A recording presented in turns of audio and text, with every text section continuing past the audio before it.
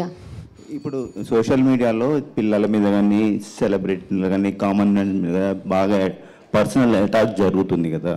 దాన్ని మనం అన్నీ అడ్రస్ చేయలేం. మీరు కొన్నిటి మీద రియాక్ట్ కావచ్చు, కానీ మీరు గవర్నమెంట్లో లేకపోయినా కానీ పవన్ కళ్యాణ్ గారు ఒక గవర్నమెంట్లో ఉన్నారు.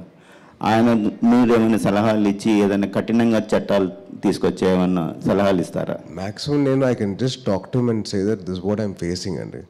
నేను ఫేస్ చేస్తున్నాను, నన్నే కాదు మొత్తం నా ఫ్యామిలీ మొత్తం అందరినీ తిడుతున్నారు. I can just say that.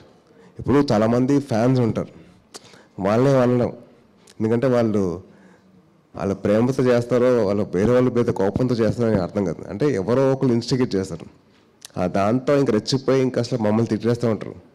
మేము పెద్దలు కాబట్టి మేము తీసుకోగలుగుతాం, పిల్లలకి ఏం తెలుస్తుంది? వాళ్ళకంటే ఒక బాధ్యత వాళ్ళ మైండ్లో రావాలి, అంటే తీసుకురావాలి.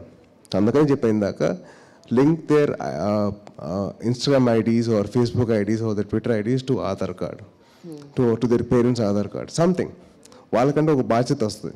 ఆ బాధ్యత వచ్చిన తర్వాత వాళ్ళకి భయం వేస్తుంది టు సే ఎనీథింగ్.